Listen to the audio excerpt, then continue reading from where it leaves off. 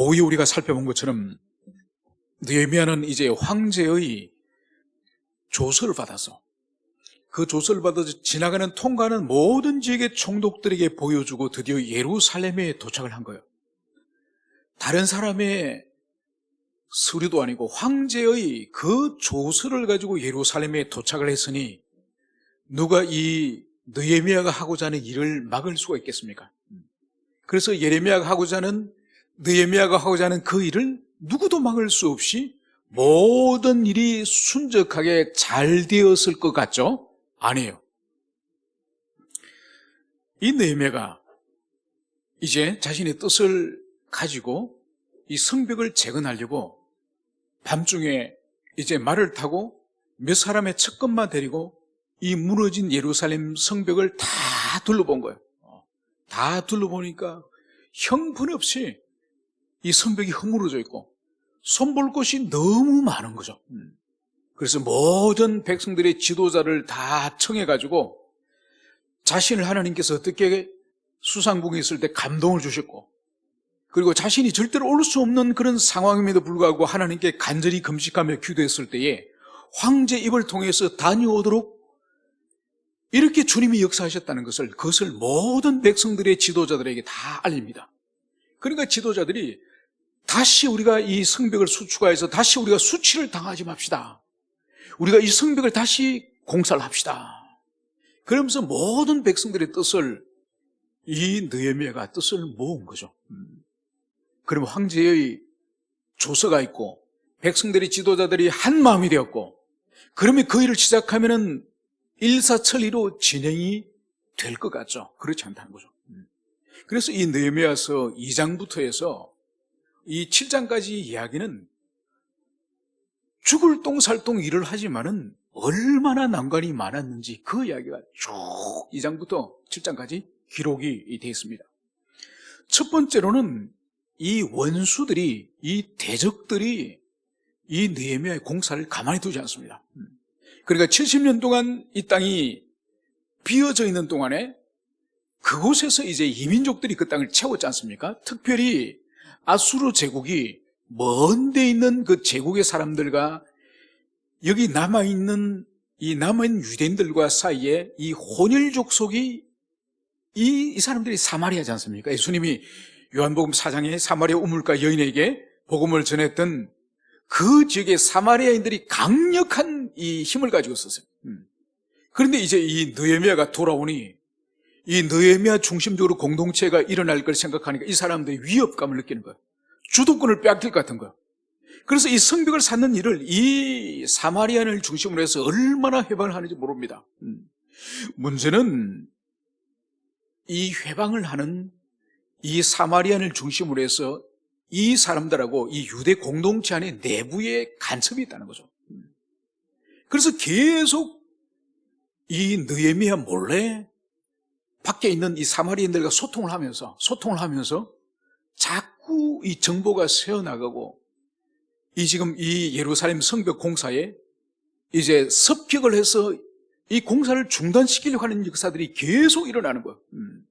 그래 느헤미야가 사람을 절반으로 나누어 가지고 절반은 무기를 들고 지키고 절반은 일을 하고, 그래서 성경이 말하는 것은 아침에 동 뜰 때부터 하늘에 별이 뜰 때까지, 그러니까 새벽 어두운 때 시작해서 밤 어두운 때까지 일을 하는 거예요.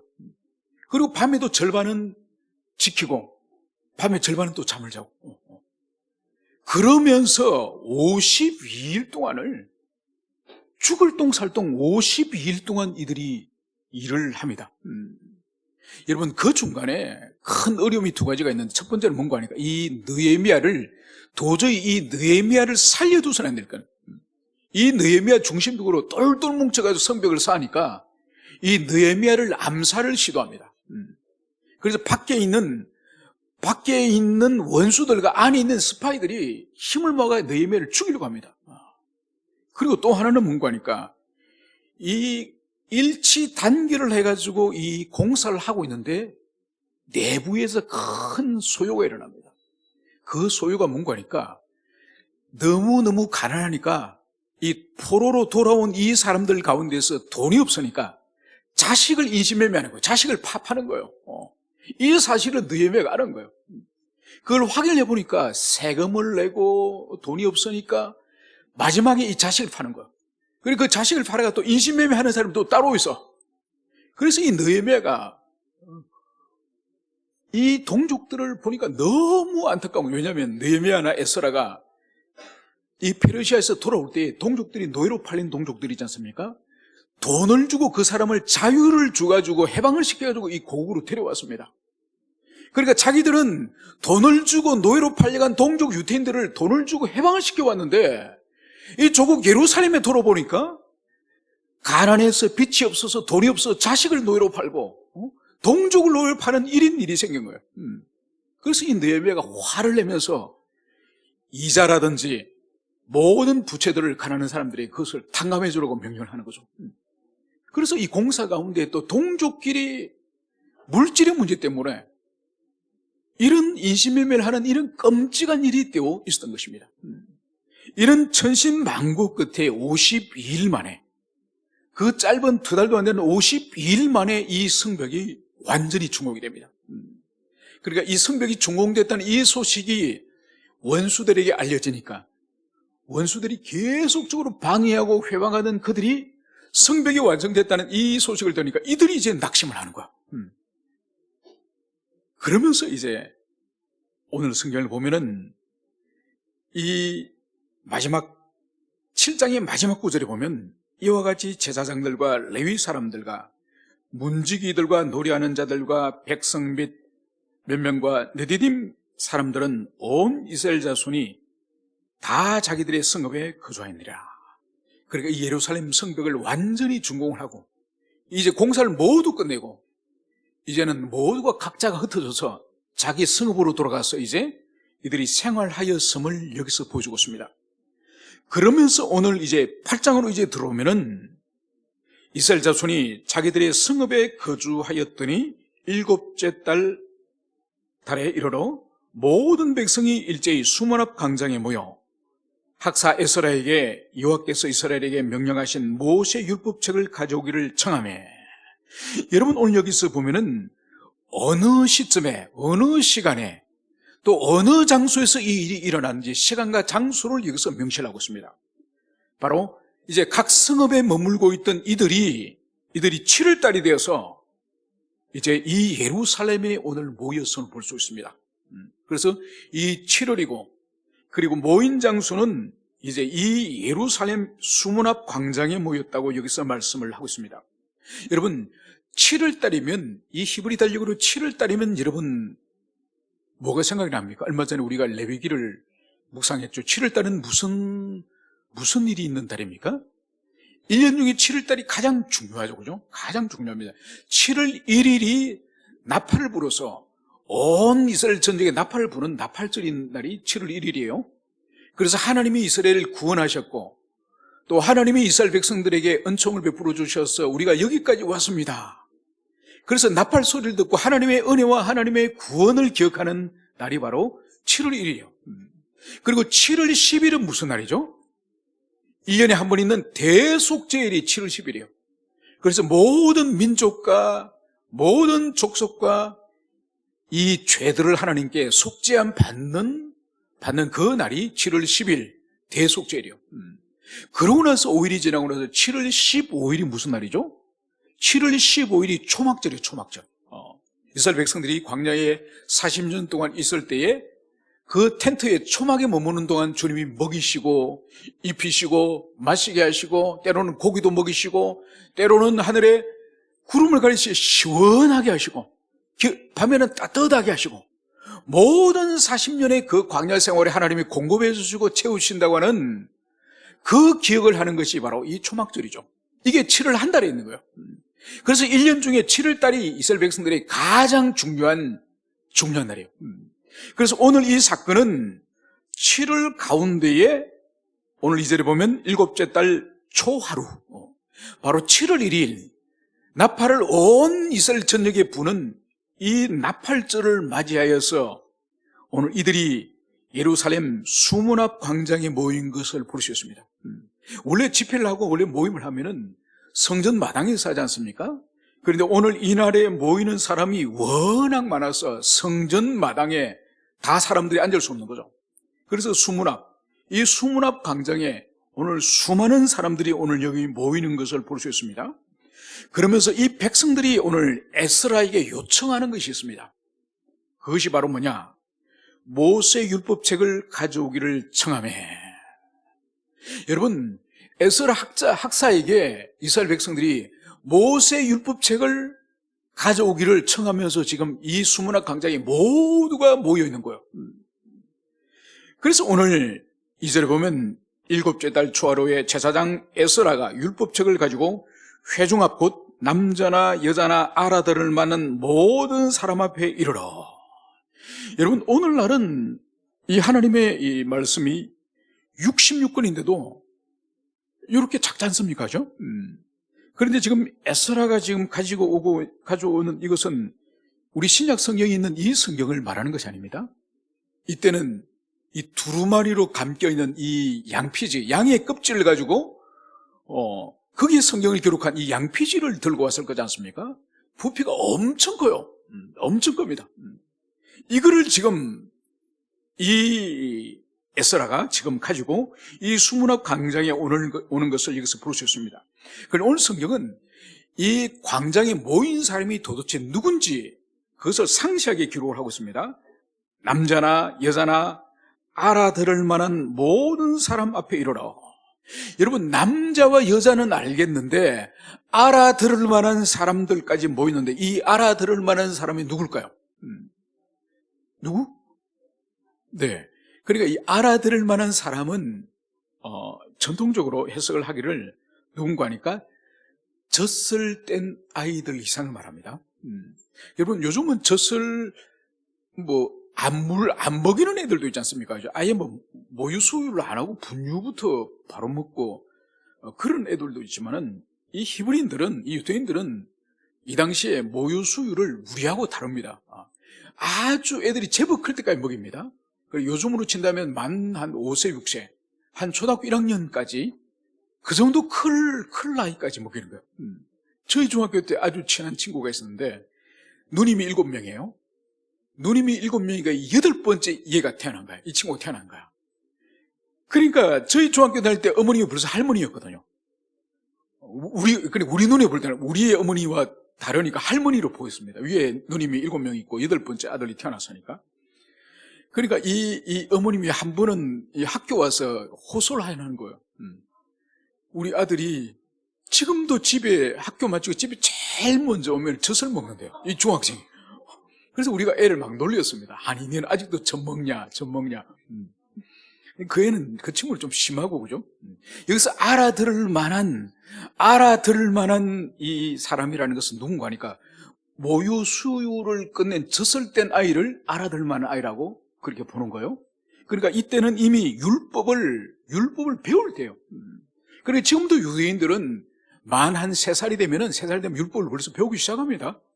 그러니까 충분히 율법을 이해할 수 있는, 율법에 대해서 의미를 알아들을 만한 아이임을 여기서 말씀을 하고 있는 거죠. 그러니까 이런 아이로부터 노년의 이래까지 모든 사람이 지금 이 에스라가 지금 하나님 말씀을 들고 나온 이 광장에 모두 모였음을 여기서 알 수 있습니다.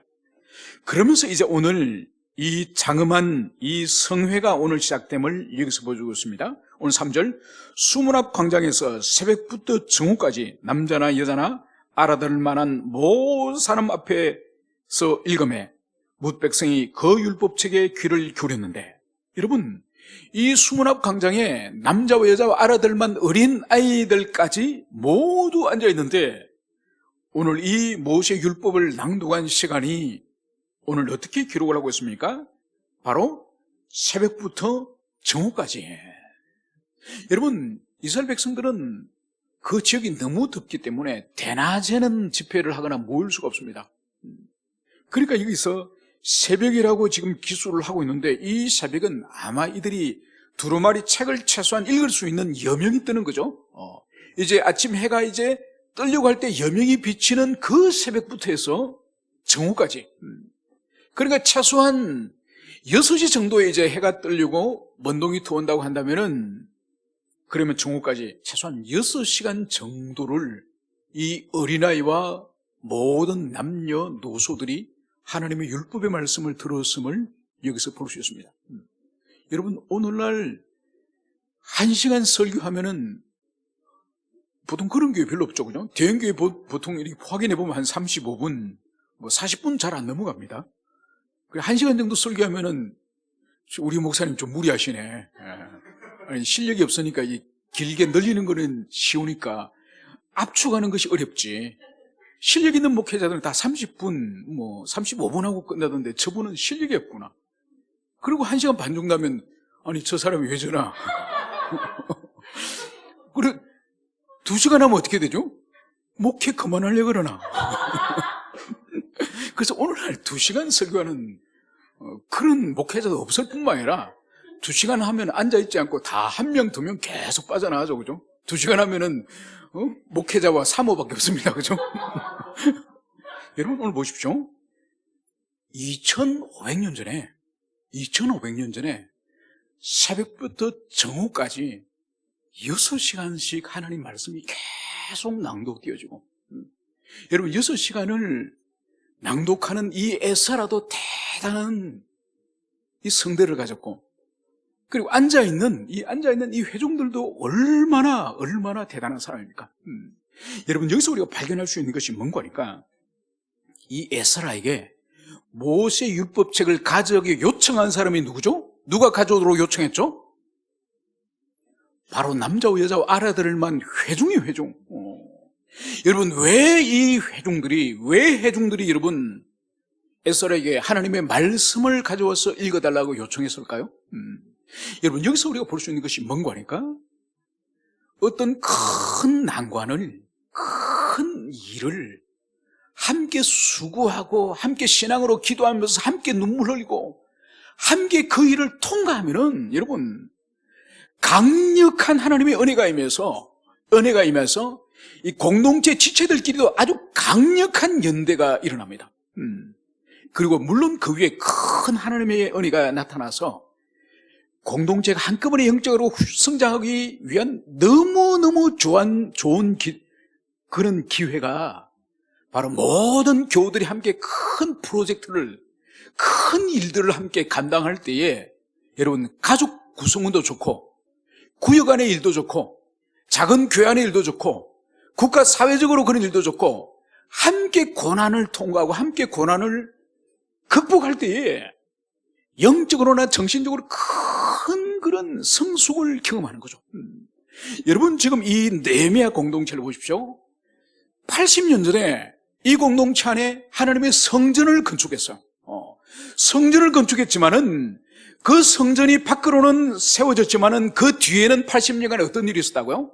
우상을 숭배하고 이방 여인들을 며느리로 이방 사람들을 통혼하면서 어둠 속에서는 더러운 일들이 일어난 거예요. 그래서 그들의 교훈이 바로 뭐죠? 성전 세우는, 번듯한 성전 세우는 거로 안 된다. 성전이 세워졌다고 경건이 보장되는 것이 아니다. 이걸 그들이 깨달았습니다. 그리고 이들이 52일 동안 죽자 사자 고생을 하면서 하나님의 성벽을 세운 거예요. 이 예루살렘 성벽을 준공했지만은 그들이 경험한 것이 뭔가요? 수많은 난관과 수많은 위기와 이 느헤미야를 암살하려고 하는 이 위기와, 그리고 공동체 안에 이 인신매매를 통해서 이 마음이 찢어지는 것 같은 이 가난한 사람들의 이 고통과 이 모든 것을 경험하면서 성전을 세우는 것으로 경건이 보장되고 성전이 있음으로 하나님 경외가 보장되지 않는 것처럼 이 성벽 또한 번듯하게 세우는 이것으로 우리 경건이 보장되는 것이 아니다. 우리의 필요한 것은 바로 하나님의 말씀이다. 그래서 눈에 보이는 이 돌멩이로 된 이 성벽이 아니라 영적 성벽이 필요하자. 이 영적 성벽은 바로 하나님의 말씀을 통해서 날마다 하나님의 성품을 경험하고 그분을 경외하는 이 경건이 있을 때에 이 돌멩이로 만든 이 성벽이 의미가 있지, 영적 성벽이 없이는 아무런 소용이 없다. 여러분, 이것이 52일 동안 이스라엘 백성들이 함께 노동하고 함께 창을 들고 함께 지키면서 만든 이 성벽의 결론이 이 성벽이 우리를 보호하는 것이 아니라, 그러면서 이들의 마음속에서 하나님 말씀을 들려주십시오. 우리 하나님의 말씀이 필요합니다. 하나님의 말씀에 우리가 껴있지 않으면 우리는 언제든지 또다시 이 성이 무너지듯이 우리의 경건이 다 무너집니다. 이거를 이 백성들이 깨달았기 때문에 에스라에게 우리에게 모세의 율법책을 가져와서 우리에게 하나님의 말씀을 들려주십시오. 이것을 요청한 것을 볼 수 있는 거죠. 그래서 오늘 3절에서 이 율법책을 모든 사람 앞에 이제 이 율법책을 읽을 때에 백성들이 그 율법책에 귀를 기울였다. 이 말씀을 여기서 하고 있습니다. 여러분, 그러니까 새벽부터 이들이 모여서 새벽부터 이 말씀을 들을 때에 여러분, 이들이 도대체 언제 모였겠습니까? 새벽부터 말씀이 선포되었으면은 여러분, 그 전에 어두울 때 이들이 예루살렘 주변에 있는 모든 지역에서 새벽에 출발해서 모이지 않았겠습니까? 그러니까 잠자고 있는 이 어린이를 깨워가지고 안고 업고 와서니 여러분, 이들의 마음이 얼마나 하나님의 마음을 갈망하고 사모하고 그 말씀을 듣고 싶어 했겠습니까? 여러분, 오늘처럼 집에 가면 여러분 집에서 성경이 몇 권씩 있죠? 몇 권씩 있죠? 여러분, 이 시대는 성경이 없습니다. 제사장이 가지고 있는 그 두루마리밖에 없기 때문에 하나님 말씀은 자신이 머릿속에 암기를 하든지 암송을 하든지, 안 그러면 제사장이 읽어주는 그때밖에 하나님 말씀을 배울 수가 없는 거죠. 그러니까 얼마나 이들이 하나님 말씀에 대한 사모함을 가지고 있겠습니까? 여러분, 우리 민족에게 처음 이 성경이 전파될 때도 여러분 쪽복음이라 그래가지고 이 66권 가운데 이 한 권씩 쪼개가지고 마가복음, 마태복음, 사도행전, 이 한 권씩 쪼개진 복음이 우리 한국교회 선교회 초기에 유행했습니다. 이렇게 66권짜리로 묶은 건 얼마 되지 않아요. 그 정도로 우리 민족에게도 이 성경이 얼마나 귀한지 모릅니다. 여러분, 그래서 하나님께서는 반드시 구약의 이스라엘 백성을 이제 마지막 날 이제 심판을 하나님 하실 거지 않습니까? 그때 오늘날처럼 우리가 성경을 이렇게 흔하게 볼 수 있는 이런 시대를 살아가는 우리와 성경이 너무너무 귀했던 시대에 살아가는 하나님의 이 심판의 기준이 다를 거예요. 왜냐하면 우리는 너무 많은 진리와 너무 많은 성경과 너무 많은 경건책과 이 많은 것들을 읽고도 우리 경건이 부족하다고 한다면은 성경이 희귀했던 시대를 살았던 사람에 비해서 훨씬 우리는 책임이 무거운 것이죠. 이제 이 말씀을 이 에스라 혼자서 이 일을 한 것이 아닙니다. 오늘 4절에 보면 그때 학사 에스라가 특별히 지은 나무 강단에 서고, 우리 성경에는 나무 강단이라고 되어 있지만은 이 강단이라고 번역한 이 히브리어 단어가 어떤 단어인가 하니까 다른 성경에서는 망대, 그러니까 성의 높은 망루 있지 않습니까? 망대, 망루로도 해석이 된 거예요. 그러니까 뭔가 하니까 이 수문학 광장이 넓은 광장이 있을 거지 않습니까? 여기에 많은 사람들에게 이 에스라의 목소리가 전파되어야 되니까, 여러분과 지금 저는 높이가 한 30cm 정도 높이지 않습니까? 요 광단의 높이가. 이것이 아니라 마치 탑처럼 높은 망대를 세워가지고 거기에 지금 에스라가 서 있는 거예요. 그래서 그 아래를 향해서 바라보면서 이 율법책을 지금 읽어주는 것을 여기서 볼 수 있습니다. 그런데 오늘 이 에스라의 좌우에 오늘 4절에 보면 이름들이 쭉 나열이 되어 있습니다. 한쪽에는 에스라 옆에 6명이 있고, 한쪽에는 에스라 오른쪽에 7명이 있고, 그리고 양쪽에 13명의 사람들이 오늘 서 있는 것을 여기서 볼 수 있습니다. 그래서 이제 이 에스라가 이제 하나님의 이 말씀을 오늘 가져와서 목전에 책을 펼 때 모든 백성이 일어서니라. 여러분, 이 장면을 오늘 에스라가 특별히 집중하는 것을 볼 수 있습니다. 여러분, 구약의 어느 성경을 여러분이 보더라도 하나님의 율법의 말씀을 펼칠 때 앉아있던 모든 백성들이 자리에서 일어났다고 이 기록을 본 적 있습니까? 여러분, 없습니다. 그러니까 지금 이 에스라를 통해서 지금 이들이 하나님의 말씀에 얼마나 훈련이 되어지고 하나님 말씀을 대하는 태도가 곧 하나님을 대하는 태도인지 여기서 보여주는 거예요. 그래서 이 두루마리를, 이 묶여진 이 두루마리를 에스라가 읽고 쫙 펼치니까 그 수문학 광장에 앉아있던 모든 백성들이 그 자리에 다 일어나는 거예요. 하나님 말씀이 펼쳐지니까. 그리고 이제 하나님의 말씀이 이제 선포되기 때문에 백성들이 모두 일어나는 거죠. 여러분, 이 전통은 오늘날 이 세계 기독교회를 몇 개 분파로 나눌 수 있지 않습니까? 예를 든다면은 원래 그 초대교회 시작될 때 기독교로 시작을 했지만은 이 서방교회와 동방교회로 나눠집니다. 그래서 로마는 서방교회고 동방으로 갔던 것이 그리스 정교, 러시아로 간 러시아 정교, 이것이 동방교회라 그래요. 동방교회. 우리는 서방교회에서 이 개신교가 나오지 않습니까? 그래서 이 동방교회의 전통은 지금도 이것을 지켜. 지금도 이렇게 하나님의 말씀을 동방교회 예배 때 딱 펼치면, 성경을 딱 펼치면 모든 성도들이 그 자리에 다 일어나요. 하나님의 말씀이 펼쳐지는. 그래서 이제 펼쳐지면서 계시가 이제 흘러나오니까 그 전통을 아직도 지키는 거죠. 의미가 있다고 생각을 합니다. 이제 이 성경을 펼칠 때 모든 백성이 일어나며 이제 이 성경을 펼치는 이후에 이 에스라의 태도를 여기서 기록을 하고 있습니다. 6절에서 에스라가 위대하신 하나님 여호와를 송축하며 모든 백성이 손을 들고 아멘 아멘 하고 응답하고 몸을 굽혀 얼굴을 땅에 대고 여호와께 경배하니라. 여러분, 하나님의 말씀이 펼쳐지고 이제 지도자인 이 에스라가 바로 위대하신 하나님을 송축하며 이렇게 주님을 경배하고 찬양할 때 바로 모든 백성들도 아멘 아멘 하면서 얼굴을 땅에 대며 하나님을 경배하는 이 모습을 여기서 볼 수 있습니다. 여러분, 이것은 일찍이 성경 가운데 볼 수 없는 거예요. 가장 유사한 장면을 찾으러 한다면은 솔로몬이 하나님의 성전을 완성하고 함께 모두 모여서 성전에 이 낙성식을 하지 않습니까? 그때 하나님의 영광이 드러났을 때에 그 성전에 찬란한 하나님의 영광의 광채가 드러나는 사람들이 다 두려워서 엎드립니다. 그때 외에는 이렇게 하나님의 말씀이 펼쳐질 때에 하나님 앞에 엎드리는 이 장면은 성경에 아주 희귀한 장면이에요.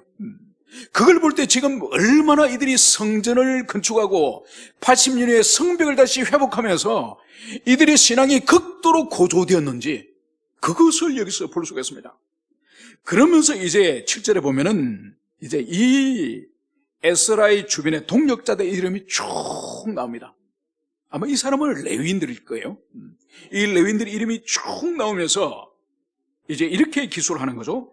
레위 사람들은 백성이 제자리에 서 있는 동안에 그들에게 율법을 깨닫게 하였는데 하나님의 율법책을 낭독하고 그 뜻을 해석하여 백성에게 그 낭독하는 것을 다 깨닫게 하니. 자, 보십시오. 높은 왕대 위에 에스라가 지금 율법책을 낭독하고 있고 그 아래에서 백성들이 율법책을 지금 낭독하는 소리를 듣고 있지 않습니까? 여러분, 듣고 있는데 오늘 여기서 보세요. 해석을 하고 깨닫게 하고. 여러분, 이것이 뭔가 하니까 포로로 끌려갔다 돌아온 이 사람들이 사용하는 것은 히브리어가 아니에요. 벌써 포로로 끌려간 지가 140년, 150년의 세월이 지났습니다. 여러분, 그래서 이미 자신의 조국어 히브리어를 잃어버린 사람이에요. 그럼 이 사람은 무슨 말을 쓰느냐? 아람어를 써, 아람어. 아람어 방언을 사용하는 거예요. 그래서 에스라가 지금 두루마리에 읽는 이 성경은 히브리어로 지금 낭독을 하고 이 히브리어를 듣고 있는 이 청중들은 이해를 못하니까 이 레위인들이 다가가서 다시 소그룹으로 지금 이 히브리어 이 율법책을 해석을 해주고 번역을 해주고 통역을 해주고 설명을 해주는 거야. 그걸 여기서 말씀하는 거예요. 그래서 이 레위인들이 가는 곳마다 이제 이 백성들에게 이 하나님의 말씀을 이것을 해석하고 적용해주고 알아들을 수 있도록 이것을 말씀하는 거예요. 여러분, 이것이 원래 이 레위인들의 사명이라니까요. 여러분, 우리가 모세오경을 공부할 때 이스라엘 백성들에게 12지파들에게 땅을 기업으로 분배하지 않습니까? 그때 다른 지파들은 다 땅을 받지만은 레위인들은 땅을 받지 않습니다. 레위인들은 성읍을 받습니다. 성읍. 자기가 사는 이 마을을 받는 거죠. 그러면서 농사지을 땅을 주지 않습니다. 단 양들을 키울 수 있는 목초지 정도만 키워봤습니다. 왜 그러냐? 바로 하나님께서 이 레위 지파는 이스라엘 각 11지파들이 각각의 이제 전국에 흩어져 있을 거지 않습니까? 거기에 이제 레위 지파를 다 파송하는 거야.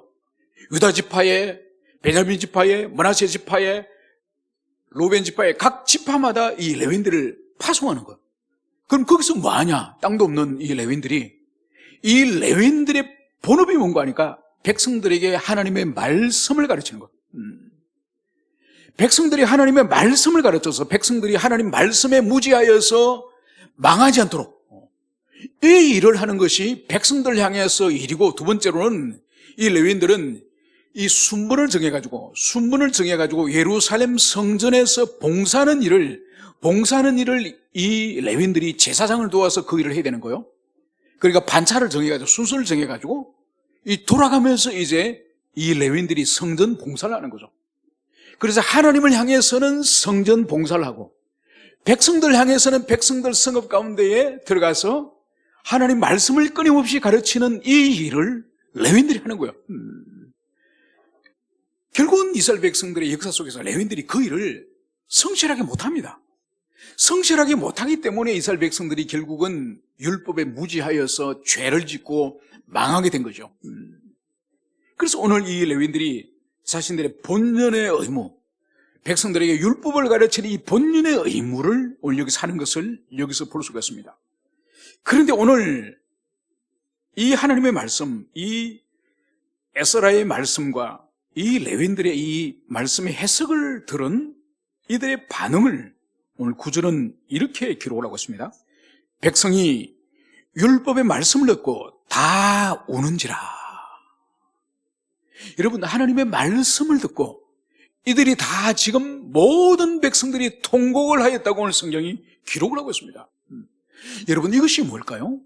하나님 말씀의 깊은 사모함을 가지고 하나님 말씀을 추적하고 그분의 말씀을 놓치지 않고 그분의 말씀을 하나님인 것처럼 그렇게 그 말씀에 반응하는 자에 대해서 하나님께서 성령으로 그 심령 가운데 감동, 감화를 주시는 것이 바로 오늘 여기서 율법의 말씀을 듣고 다 우는지라. 여러분, 이 지금 에스라가 도대체 무슨 말씀을 읽었는지, 창세기를 읽었는지, 레위기를 읽었는지, 신명기를 읽었는지 말씀 기록은 없지만은 분명한 것은 이들이 울었던 이유는 분명히 있겠죠. 바로 자신과 자신의 열조들이 그동안 하나님을 얼마나 멀리 떠나서 죄악 가운데서, 그래서 하나님이 그토록 오래 인내하시고 기다리시도 그들이 돌이키지 않자 그들이 열방에 포로로 끌려가서 비참한 삶을 살게 되었다고 하는 그들과 그들의 열조들의 이 하나님의 형벌, 심판의 이유가 바로 저희들이 말씀을 버렸고 말씀을 떠났기 때문이라는 그것을 그들이 깨달았겠죠. 두 번째는 1차 포로기한, 2차 포로기한, 3차 포로기한 세 번째 걸쳐서 이들이 하나님께서 돌아오도록 기회를 주셨지 않습니까? 그것 또한 모세의 율법에 너희들이 땅끝에 있을지라도 다시 나를 찾으면 내가 돌아오게 하리라.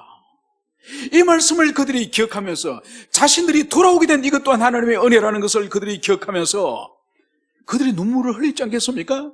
그래서 그들의 통곡의 의미는 죄에 대한 각성과 그럼에도 불구하고 주님께서 다시 기회를 주시는 은총에 대한 이 눈물이 아니겠습니까? 그래서 이들이 그날 통곡하였음을 성경이 기록을 하고 있습니다. 여러분, 오늘도 마찬가지예요. 우리가 하나님의 말씀에 대해서 하나님이 원하시는 어떤 태도와 어떤 마음으로 하나님 말씀을 받을 것인지 그 태도와 마음을 가지면 반드시 하나님의 역사가 일어납니다.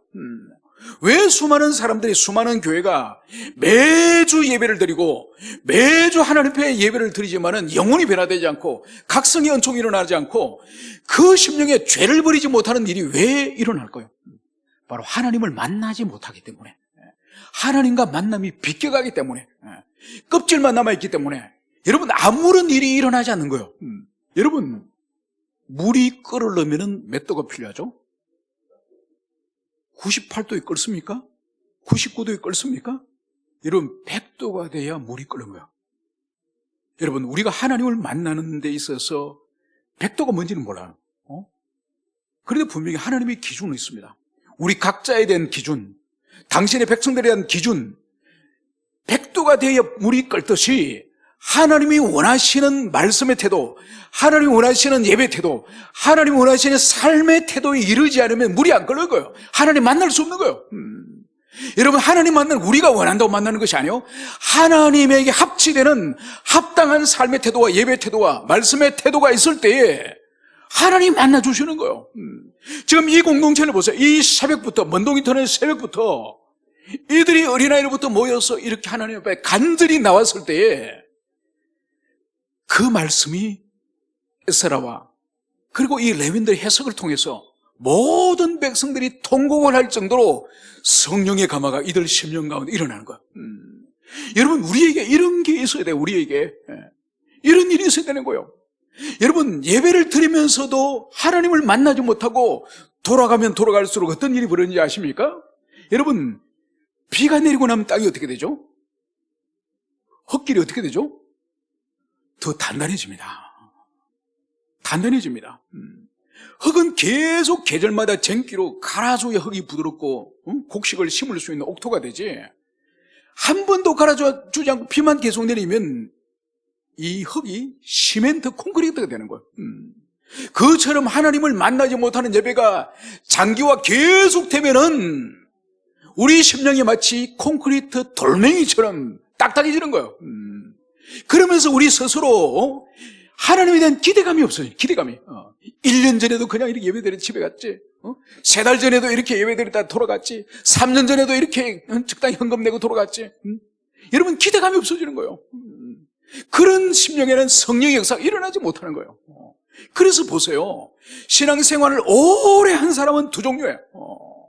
한 사람은 정말 그 경건의 깊이가, 경건의 높이가 정말 아름다운 모습으로 변화된 그런 신앙의 경건을 가진 그런 사람이 있습니다.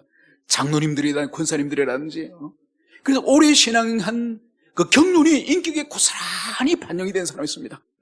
한 종류는 오랫동안 신앙생활하고 우리 아버지 할아버지가 장로고 4대째 믿고, 여러분, 그런 사람 가운데서 아주 돌멩이 같은 사람, 돌멩이 같은, 자로 똘똘 사로잡히는. 그래서 여러분, 신앙생활을 오래 하면서 예배 은혜 받지 못한 사람과 은혜 받은 사람은 완전히 갈라지는, 완전히 갈라지는. 어디에 속하기 원하십니까? 어디에 속하기 원하십니까? 진정으로 여러분들이 성령의 감화 감동을 여러분들이 원하신다고 한다면은 이 오늘 에스라 공동체에 이 새벽부터 나와서 기다리는 이 하나님 말씀을 받기를 준비하는 이 사람들의 심령처럼 하나님의 말씀에 대한 태도를 하나님처럼 여러분들이 태도를 가지지 않으면은 하나님 만날 수 없습니다. 여러분, 하나님은 여러분들이 부르면 오는 콜택시가 아니에요, 여러분. 하나님은 하나님으로 여러분들이 섬기고 하나님으로 여러분이 대접하지 않으면 그분은 여러분들에게 은총을, 역사를 하실 수 없는 분입니다. 오늘 이 백성들이 울기 시작할 때 바로 총독 느헤미야와 제사장과 학사 에스라는 이제 레위인들과 이들에게 어떻게 하느냐, 바로 오늘은 너희 하나님의 여호와의 성일이니 슬퍼하지 말며 울지 말라. 여러분, 이 7월 1일은 이제 이 나팔절은 이후에 대속제일과 그리고 이 초막절을 준비하는 이 절기는 이 날은 성일이에요, 성일. 그래서 이사야 말씀에도 성일은 기쁨의 날이라. 이 하나님의 여호와의 날은 하나님께 속한 날이기 때문에 이 날은 기쁨으로서 맞이하고 기쁨으로서 주님 앞에 그 날을 본이 되는 거예요. 그래서 울고 슬퍼해서는 안 되는 거죠. 그래서 오늘 이 느헤미야와 에스라와 이 레위인들이 백성들에게 다 돌아다니면서 더 이상 슬퍼하지 말고, 더 이상 슬퍼하는 것은 하나님의 뜻이 아니다, 성일의 뜻이 아니다, 이러면서 이제 지도하는 것을 여기서 볼 수 있습니다. 그러면서 10절에 보면 느헤미야가 이 성일을 어떻게 보내기를 원하냐. 너희는 가서 살찐 것을 먹고 단 것을 마시되 준비하지 못한 자들에게는 나누어 주어 이 날은 우리 주의 성일이니 근심하지 말라. 여호와를 인하여 기뻐하는 것이 너희의 힘이라. 여러분, 이 성일은 기쁨의 날이기 때문에 이제 너희들이 더 이상 슬퍼하지 말고 살찐 것을 먹고 단 것을 마시고 준비하지 못한 이웃들에게는 그 음식을 나눠줘서 함께 즐거워하며 함께 기뻐하라. 이 말씀을 여기서 하고 있습니다.